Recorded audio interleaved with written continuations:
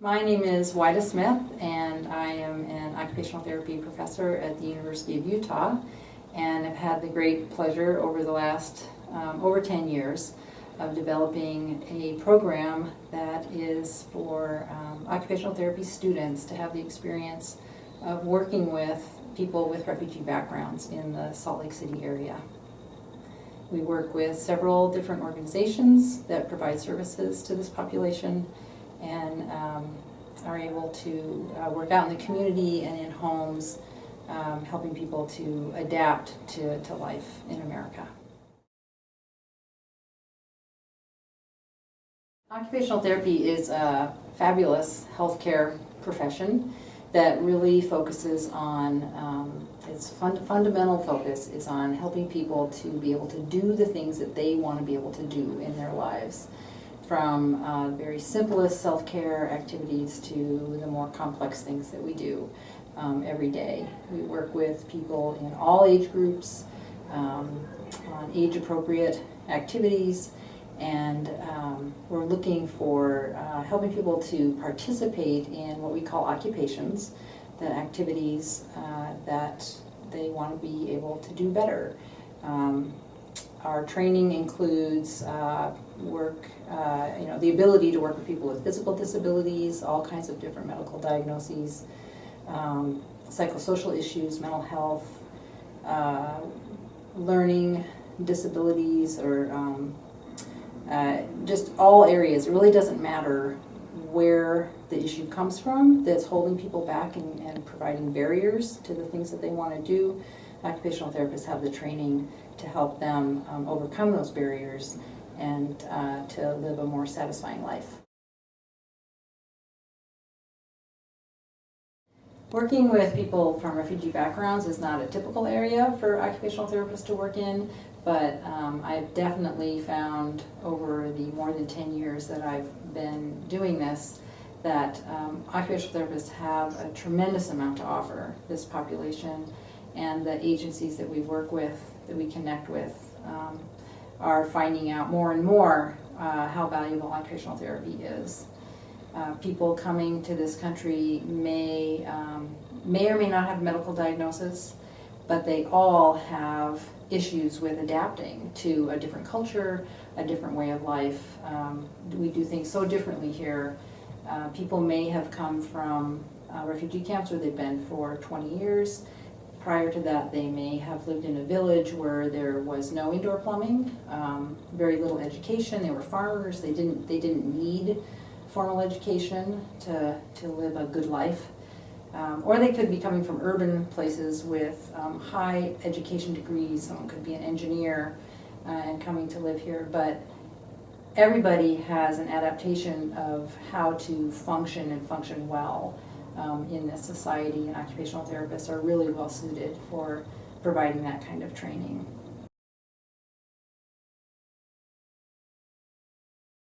When occupational therapists are working with people from refugee backgrounds, there's a huge range of things that we work on. It really depends on the person and what it is what their goals are at the time, what they want to be doing more of or learning how to do. Some examples include public transportation. That's a big one, of just being able to get out of their homes and go to the places that they want to go. Too many people, especially the women, are really isolated at home, and the elderly in particular also have an issue with that. Or just being afraid to get out, getting lost on the bus, and not being able to get to a grocery store, something as simple as that. Other things that we worked on are money management, the whole concept of paying rent, bills. There's things that come in the mail they can't read. They get fined for not paying things on time because they didn't know about that. They're vulnerable to issues with apartment management, sort of taking advantage of them with fines for not paying things on time. So there's education about that, self-advocacy education.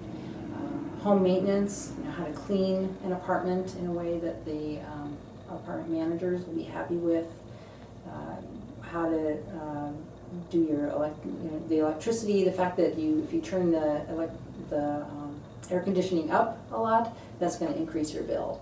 Even concepts like that. preparing to take a driver's test to be able to get a license.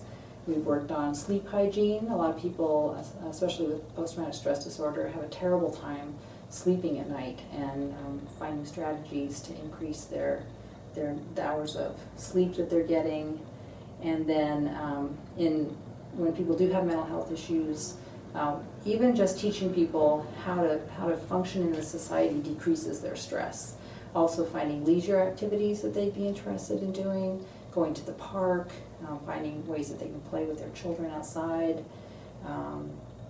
The other examples are things that are more directly focused on the mental health aspect, such as one woman wanted to learn how to knit.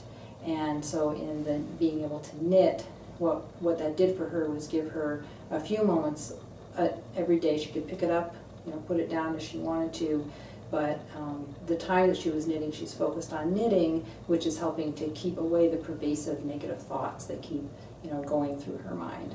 So the examples are endless, and with every person they're different and unique. So it's really exciting to be able to work with that population. It's so creative. To be able to be thinking of new and different ways that really address that individual's concerns and to improve their quality of life.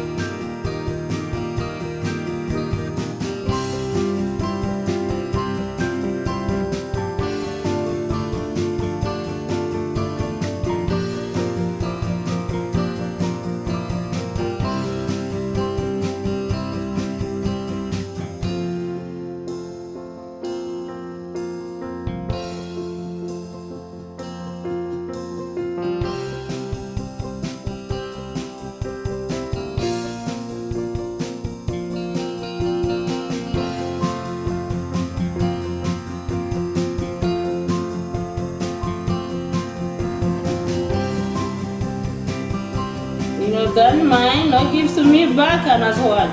So now I'm finished mine. Awesome. Yes, I'm finished. Great. All right, let's cut it out.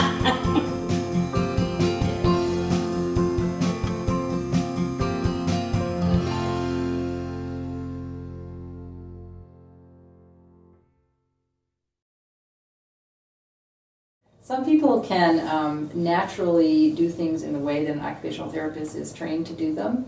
They sort of intuitively have a great skill in teaching people to do the things they want to do, and adjusting their training based on what the person is sort of capable of absorbing at that time, and then letting it get more complex over time. For example, in gardening, I've met people who can help someone start to learn to garden, do a lot for them initially, but then gradually help them more and more to move towards them being independent, being able to do it themselves. Occupational therapists receive that very kind of training, but we have the ability to do it in a huge range of areas. And that training comes from classes that include activity analysis, where we break down any activity that somebody would do during the day into its subcomponents. You know, what are the physical demands of the task? What are the psychosocial demands of the task? What context is the task being done within, and what are the influences of that context, and so on. And then we look for activities that the person would be interested in doing, and then use those as therapeutic modalities. So if the person has a particular issue they're working on, which could be a hand function issue, for example, as a pretty simple example, we can have them do an activity that requires the very hand movements that they need to work on. And so along with that is the ability to grade activities from the simplest to the most complex. So we're looking at ways to connect that person with an activity that has the therapeutic feature at what we call the just right challenge, so that it's not too easy where they would get bored, it's not too hard where it's overwhelming, but it's right at that level, it's engaging, and they're interested in participating on it, so it becomes more effective as a therapy tool. So that particular kind of education is really unique to OT, and I see that as a hugely important component to the successes of the work that I've seen students do while they're on field work with me. And I accept students from schools across the country, so I'm confident that that education is a really integral part, definitely throughout the U.S., if not broader than that, because I've had so many students who are quite skilled at that when they come and work with me. And we see really fantastic outcomes with occupational therapists being added to the teams that work with people coming in with refugee backgrounds.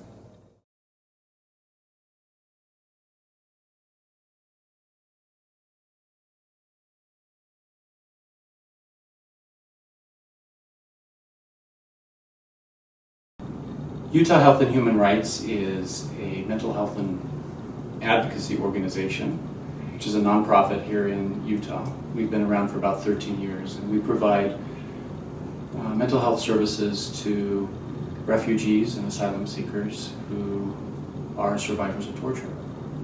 And we're a small organization, but we provide services to a number of families here in Utah.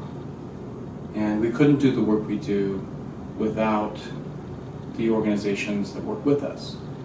And one of the very strong organizations that we work with is the Occupational Therapy School at the University of Utah under the guidance of Wida Smith.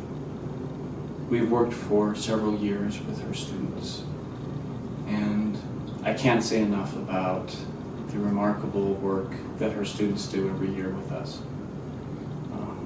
As I was speaking earlier today with some of the therapists that I supervise about the work that's been done by the occupational therapy students, they couldn't say enough about the things that have been done. Some of the work that they've done includes going into the homes of our clients, and very often working with them despite language barriers and cultural barriers. And some of the work that they've done has been astonishing for us. Clients that have not been able to be reached through more regular kinds of therapeutic interventions, such as individual therapy or group therapy, have been able to be reached through this kind of intervention in the home. And we have found that our clients then can come back and do traditional therapy in a much more effective way. I like to say that it doesn't have to be therapy to be therapeutic. And this is especially true for occupational therapy. It's hard to go through all of the different things that occupational therapy does.